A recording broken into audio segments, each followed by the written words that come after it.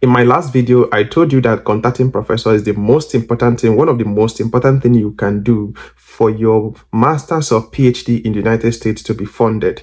And in that video, I showed you how you can contact professors, because contacting professor, you need to establish relationship with them, because master's or PhD is like a job. So you need to work with a professor, either as a research assistant or as a teaching assistant. Now, many of you notice that when you contact professors, they hardly respond to you. Okay, so this video is where I'm going to show you what you need to do when a professor didn't respond to your email. Okay, when a professor didn't respond to your email, there are basic things you need to do to follow them up, and that is what I'm going to do in this video. Move with Ifeanyi. Hello everyone, if today is your first day of following me, my name is Ifeanyi. Please try to give me a follow, try to subscribe, try to share, try to like, okay? Invite your friends also who are interested in studying in the United States, in Canada, to follow this page, to subscribe to this YouTube channel. All right, okay, if you sent email to professors, they called it cold emails, and they didn't respond to you, this is the way you should follow them up.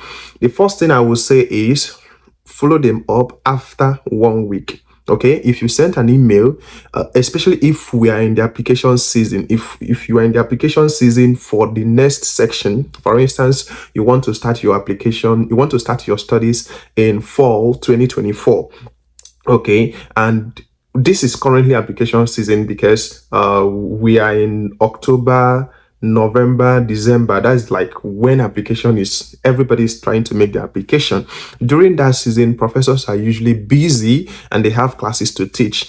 So they may not respond to you because they are busy, right? So you need to follow them up after 1 week. But if it's not an application season, I will say you should follow them up after 2 weeks. For instance, you send them email during summer. During summer, usually they don't check their mails because they're usually, on vacations and stuff like that. But if it's application season, follow them up after 1 week. And how do you do this follow up without sounding rude? So what you need to do, for instance, you send the email to the professor and say you're a prospective student and you want to work with them. And after 1 week, they didn't respond to you. You can send a follow-up email and say, hello. For instance, the professor's name is Kelvin Madueke. So you can say, hello, Dr. Kelvin Madueke. I understand how busy your schedule might be. I understand how busy your schedule might be. Kindly review my requests. You understand? Or kindly review my interests and let me know how we can work together. Thank you. So if you send a very short reminder, don't make it you are not responding to me. No. Say, hi, Professor Kelly. Hi, Dr. Vance. Hi, Dr. Docas. Hi, Dr. Sheget. You put the names and say, you acknowledge the fact that they are busy. I understand how busy your schedule might be. Can we review my interests and let me know how we can work together, or let me know the next step to take? Okay, so after you sent that email, you close it. Yours sincerely, or sincerely, Ifeanyi Madueke, or Ifeanyi Emeka. You put your surname. After you've sent that email, the next thing to do, if the professor didn't respond to you after the first follow-up, I will say follow up again after 2 weeks. All right, so you sent the first email, they didn't respond. After 1 week or so, you send another email and they didn't respond. Give them 2 weeks. Then after that 2 weeks, send them another email. Hi. For that third follow-up, you can say, hello, professor. I am still interested in working with you. I want to know if you have reviewed my interest, or if you review my interest, and maybe we can book a further conversation. All right, that is like the third follow-up. For me, after that third follow-up and they didn't respond to you, just let them be. Okay, because if you keep pushing, if you keep sending, it will be like you are disturbing them, because Anyone who you sent message for the first and second time, they should see it. And if they didn't see it, then there is a problem. So after that third follow up, and you are really, really interested in working with that professor, there are a few things I will advise you to do. Don't follow up using that same email.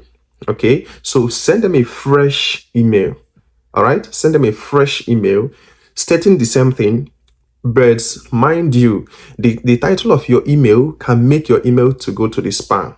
Okay, and if your email go to the spam, the professor will not see it.